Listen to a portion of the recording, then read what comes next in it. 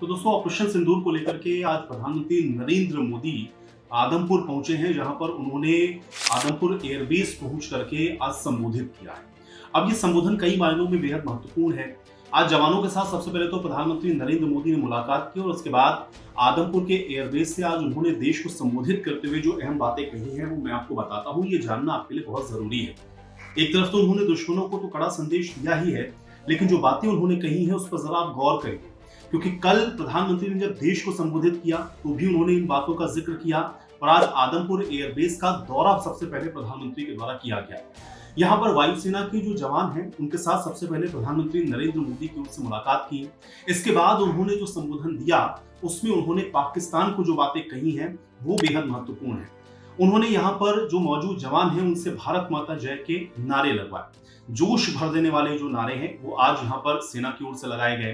भारत माता की जय मैदान में जब गूंजती है और मिशन में भी जब ये गूंजती है, जब भारतीय सैनिक मां भारती की जय बोलते हैं तो फिर दुश्मन के जो कलेजे हैं वो कांप उठते हैं। आज ये भी प्रधानमंत्री की ओर से कहा गया।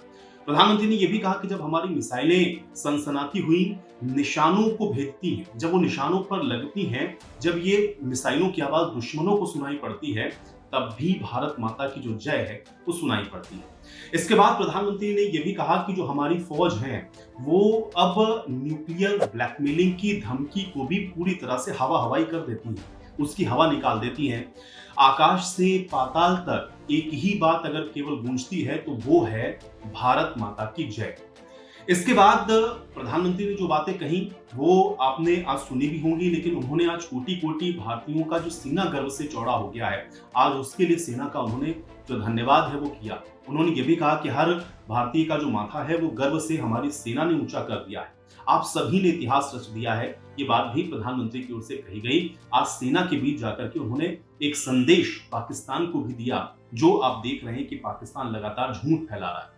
उन्होंने ये भी बताया कि किस तरीके से न सिर्फ हमारे जो एयरबेस हैं वो सुरक्षित हैं, साथ में प्रधानमंत्री की ओर से ये भी बताया गया कि हम हर परिस्थिति में हर तरह से पाकिस्तान का सफाया करने के लिए पूरी तरह से तैयार है। प्रधानमंत्री ने ये बताया कि जब मैं आप सबके बीच में पहुंचा तो मुझे उन करोड़ों भारतीयों की ओर से ये संदेश हमारी सेना को देना था कि आप लोगों ने जिस तरह का शौर्य पराक्रम दिखाया है, और जब भी शौर्य पराक्रम की चर्चा होगी तो उसमें जो सबसे प्रमुख अध्याय होगा वो ऑपरेशन सिंदूर का भी होगा, आपका होगा, आपके शौर्य का होगा।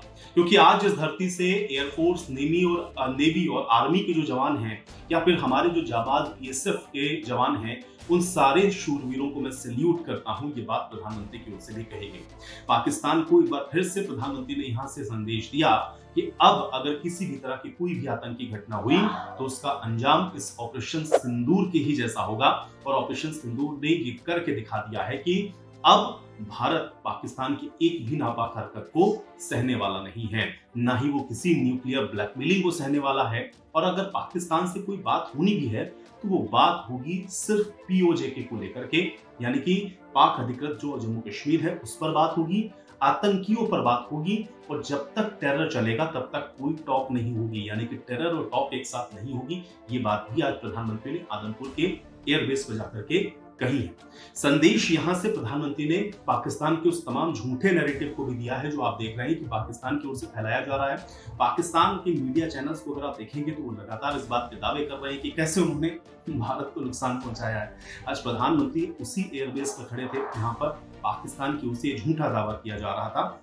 ये संदेश भी पाकिस्तान को गया है कि आप जो अपनी जनता को बता रहे हैं, सच से उसका सामना कराइए। और जितनी जल्दी आप इस सच को समझ जाएंगे उतना ही आपके लिए बेहतर होगा, क्योंकि प्रधानमंत्री ने आज एक बार फिर से इस बात को भी कहा कि हम बुद्ध की धरती हैं, हम बुद्ध को भी मानते हैं, लेकिन युद्ध भी अगर आप चाहेंगे तो आपको युद्ध भी देंगे। यानी कि आप अगर नहीं समझे तो जो परिणाम आपने अभी देखे हैं ऐसे ही परिणाम आपको भुगतने होंगे।